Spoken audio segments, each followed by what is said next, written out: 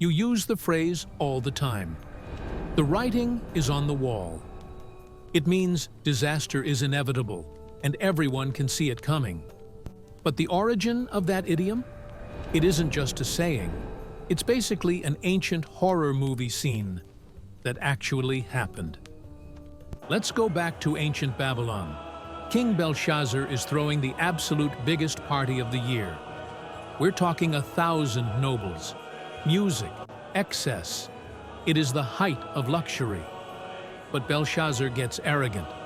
He decides to show off. He orders his servants to bring out the sacred golden vessels that his father looted from God's temple in Jerusalem. These were holy objects, and he uses them as party favors to toast his pagan gods. It was a massive, deliberate act of disrespect.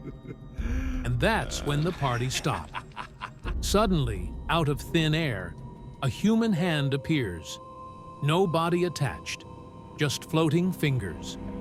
Near the lampstand, where the light was brightest, the hand begins to scratch words into the plaster of the palace wall.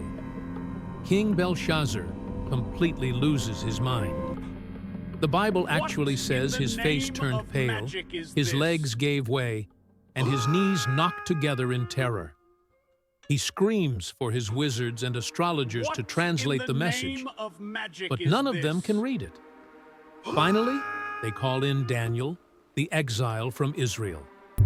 Daniel looks at the shaking king and he doesn't hold back. He tells the king, "You have lifted yourself up against the Lord of heaven."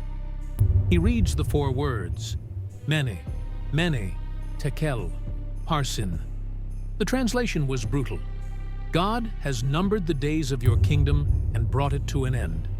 You have been weighed on the scales and found wanting. It wasn't an empty threat. That very night, the enemy army breached the city gates.